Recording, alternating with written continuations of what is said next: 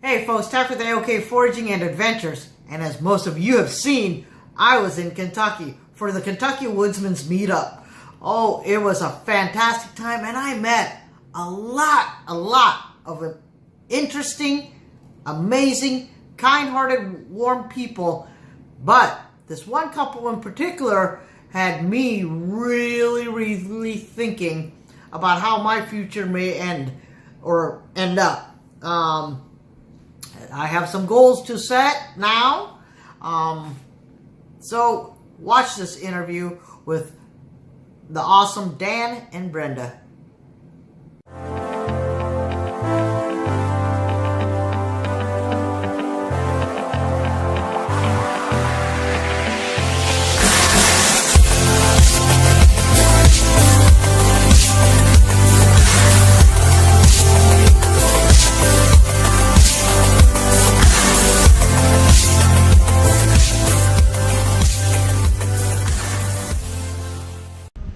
All right, folks, so we have Dan over here, over there, and Brenda right here. So they're going to tell you a little bit about their van camping, van living, nomadic lifestyle, because Brenda and I certainly someday hope to do the same thing because we think it's phenomenal. So whichever one wants to start, go for it. Hi, like she said, I'm Dan, and this is home. Home sweet home. It's a E350 Ford Super Duty van. It's completely self-contained. The solar panels on the top collect the solar energy, and I make electricity through the converter and charge the batteries. That runs our refrigerator, so we don't have to hassle with ice, because if you're living in something full-time, you don't want to have to chase ice and dump ice. It's just a hassle. So that runs the refrigerator. And I guess, Thack, if you want to show the back side of this, we'll get some pictures later for you. All right. The wooden thing here is our kind of kitchen area, and right now it's a little bit cluttered on top. It's a 2-burner cooktop, along with a really nice copper sink that I found on eBay. It has a little pump, so we have running water. The water system is balanced. The freshwater tote is the same size as the gray water tote. So when you're out of fresh water, it's time to empty the gray water. Not rocket science, no gauges, no floats, nothing to go wrong. It's just when you run out of water, it's time to empty the gray water and refill. So we talked about the water system, and here it is. Very simply, this is the clean water, 6-gallon tote. There's a little sailboat pump in the back that gives us running water, you know, when you turn the valve on. Wow. And then the sink drains into the same size container. So when you're out of fresh water, it's time to empty your gray water. It's not rocket science. There's no gauges or floats or mechanisms to worry about. And it's simple. It works. Fantastic. We also have a water filter on board that we could scoop water out of one of these mud puddles and make drinking water out of. Wow. When you're living in a vehicle on the road, the biggest reason you leave a really beautiful location like this is so that you can re-up your water supply. We typically have, 2 weeks or so worth of food on board. So water is the first thing you do. Go for it. Okay, so Zach, we were talking about how long you can stay in one place, and the first thing you usually end up coming out to do is resupply water. You know, the average person should be drinking about a gallon a day. Yep. You know, I mean, everybody knows that. You can go 2 liters, whatever you want to call it. So when you think her and I, plus the 2 fur babies, and they need as much or more water than we do, granted, they get theirs from natural sources. I'm really inclined to go over to that mud puddle and lap it all up. But I do have a water filter system that I could go over and scoop the water out of that puddle. And I recommend the Sawyer water products. This is not an endorsement, unless, of course, somebody at Sawyer is listening and they want to send us a couple of grand. It's just that I've used Sawyer products backpacking and camping for years. I know their products. I know their customer service is really great. And the system that we use is a 2-bag system. You can get a 1 liter size or a 2-liter size. And when you live in 60 square feet, size is important. So I got the 1-liter size. But it basically, you scoop the water up, the water source, you pre-screen it, catch the guppies and all that stuff, get them out. But then you connect it with a couple of hoses. That's my water filter. Filter, yes, my guppy catcher. But you connect it with the color-coded hoses. I have one. Okay, yeah, there it is. This particular gray hose goes right there, and then as you can see, it snaps in right here. And then the blue hose is the same way. Where's the blue hose fitting for it? I'll dig it out. I'll have to locate another blue hose. But you connect the two between them. The dirty water goes in the gray bag. Clean water goes in, the fresh water goes into the blue bag. And you just hang the one bag higher and it gravity feeds. Oh, poor Libby. She sees us. But this particular water system, can you see her? Like I said, it allowed us to stay because we had a really good looking stream and it's a beautiful site. Normally we can stay 3 days, Libby. We can stay 3 days without having to go resupply water. But this allowed us to stay 6. So that's something to think about when you talk about self-reliance. We talk about survival, because this really could be rolled up and put into a bag easy. When you're talking about living a nomadic life, water can be a real issue. Sawyer makes this system. This is a 0.1 micron filter, so it catches all the bacteria. They also make, and they use these in third world countries, a 0.02, which is 100 or 10 times, 20 times smaller, that will actually filter viruses. Fortunately, here in the United States, we don't worry too much about viruses in water supply yet, but you never know. So even in an emergency, just having this in your vehicle or in your pack around the house when you get a boil water advisory, you're ahead of the game because you can filter your water and carry on. So that's what we do. Fantastic, Dan. Thank you so much again. And the water filter allows us to extend our stay, and so that's really great.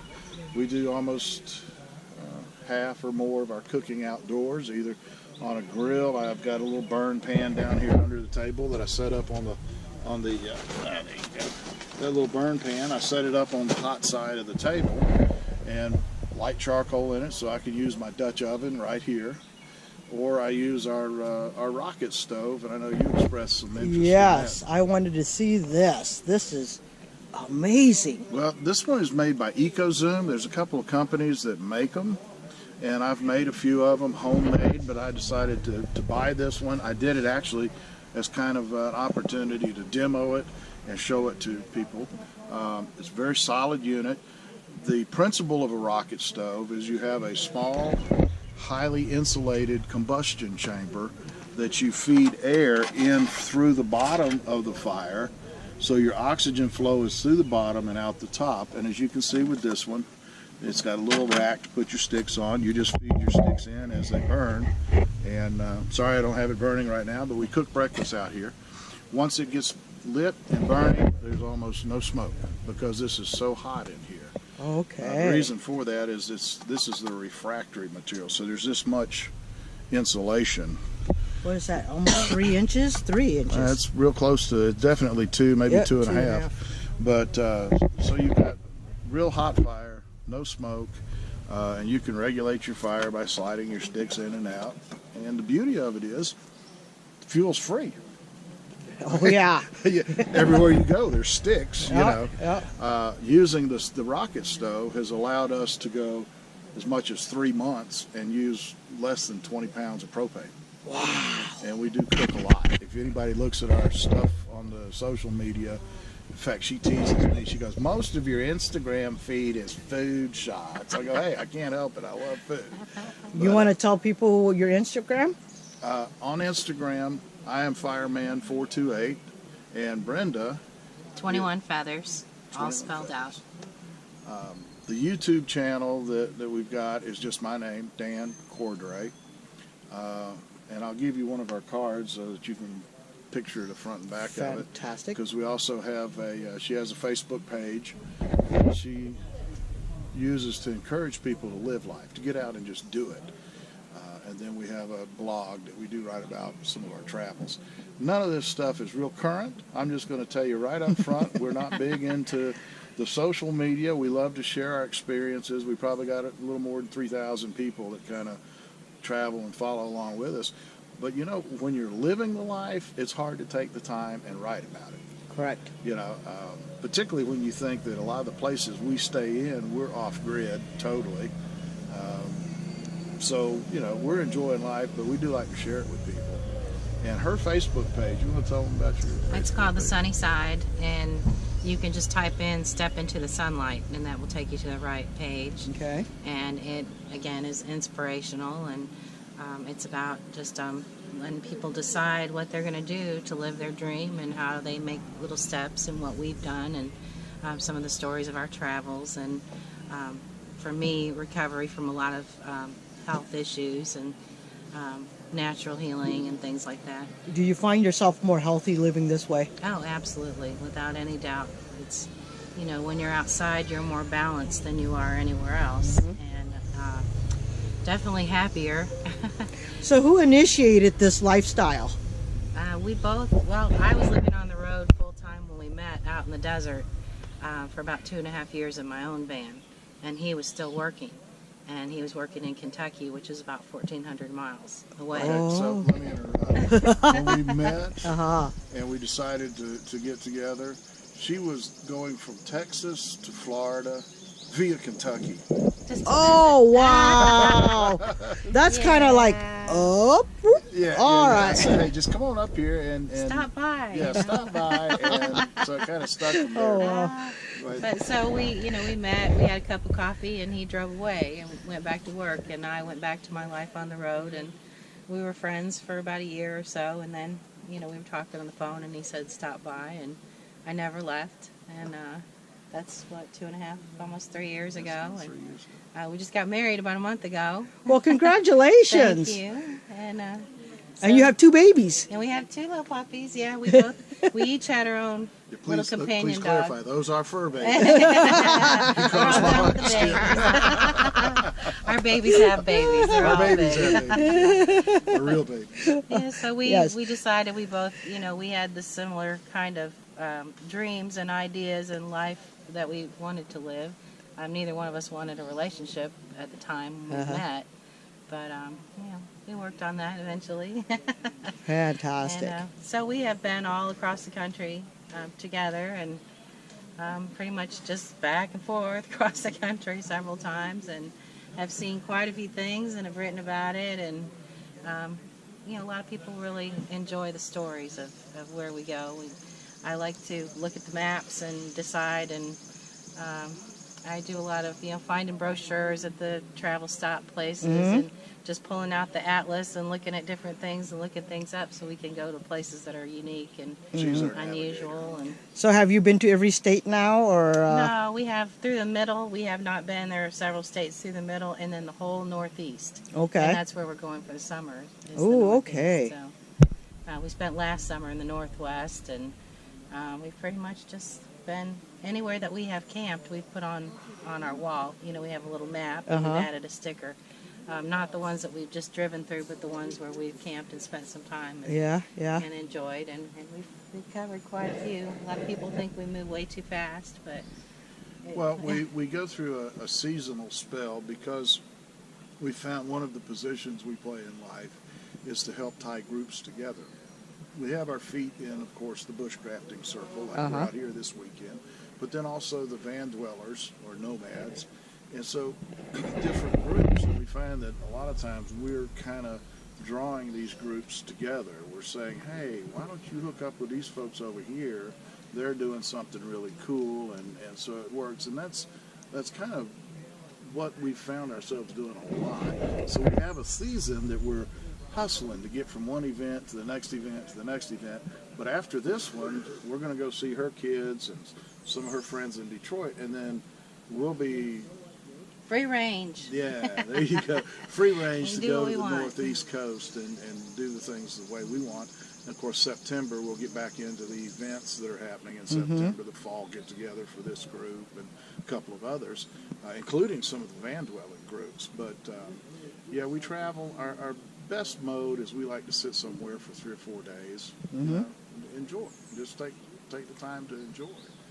Well, the life seems like so awesome, so fantastic. Tell me a downfall. Oh God. Okay. Bathtub. I miss the bathtub sometimes. You Oh. know?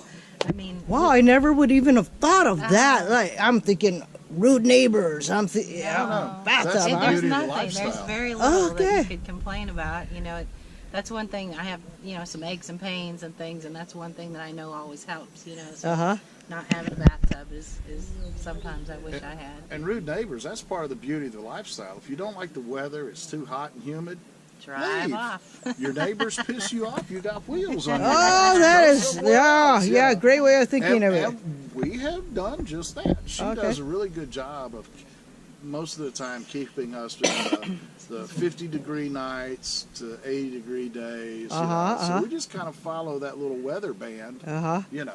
Okay, so her downfall, downsides. yours downside.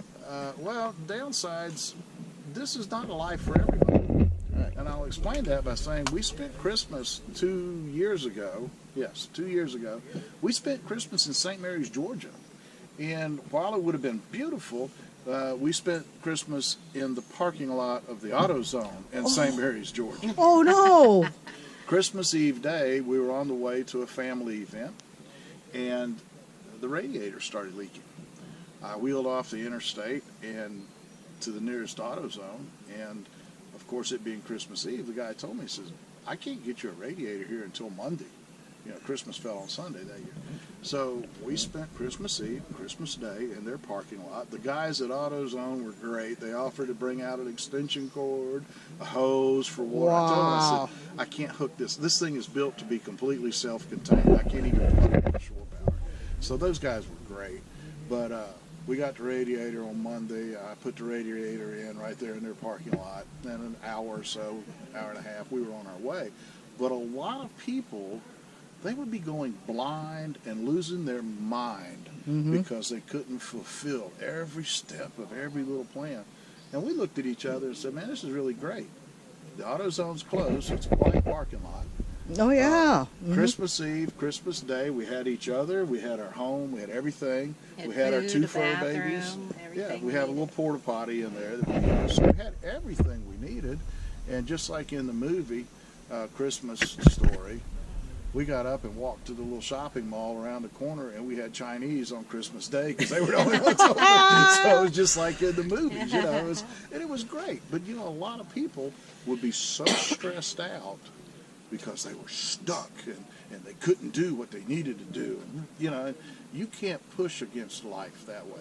That's what makes people sick. You know, when you ask Brenda about, does this lifestyle keep you healthier? Yes, because we don't push against life. We allow life to show us how to follow the plans that we may have, and we also allow it to show us when it's time to change our plan. Yeah. And do You have to be something very better. flexible. You know, you have to be flexible, and you have the universe will reach out and take care of you if you walk upright and be honest, you know, and have faith. It'll reach out and take care of you. We laugh about, and I saw the knife laid on the table. Here's a prime example. We were hiking one day, and she found this knife. Now, this is a German-made piece of cutlery. It's a very, beautiful. probably a $40 or $50 knife. It was just stabbed down in the ground next to the path, you know. So we picked it up. I took it back, put a little edge on it. I made a sheath for it so we wouldn't dull it rolling around in the drawer or lay your hand open getting in the door. But, you know, this is a really good piece of cutlery. For us to have gone and bought it would have used a lot more of our resources than for it to have just been there.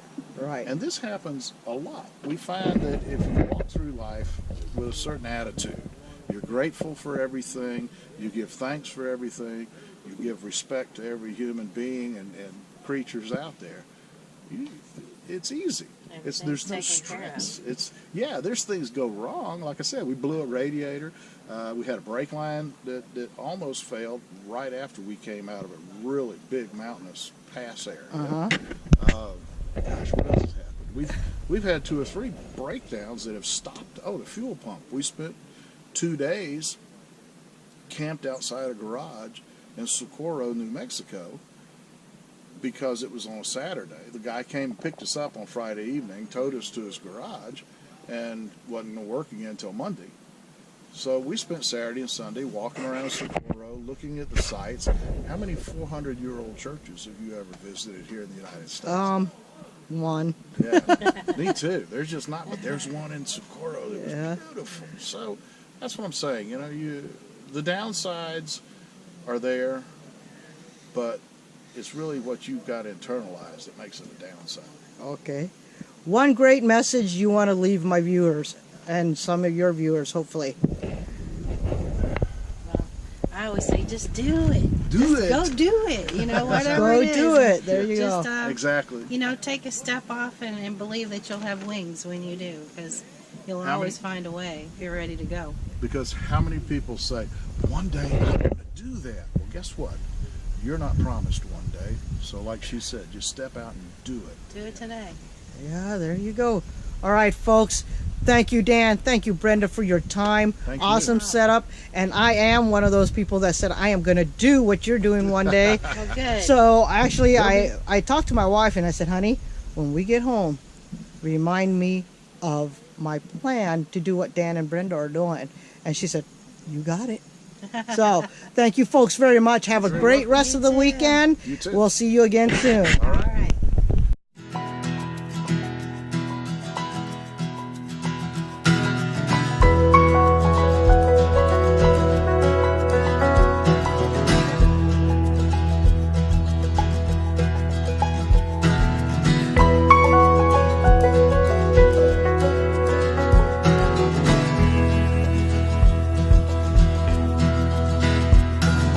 California coastline, midday Texas sun, misty rain in Smoky Mountain, out here on the run. Lights of New York City, streets of Boston town.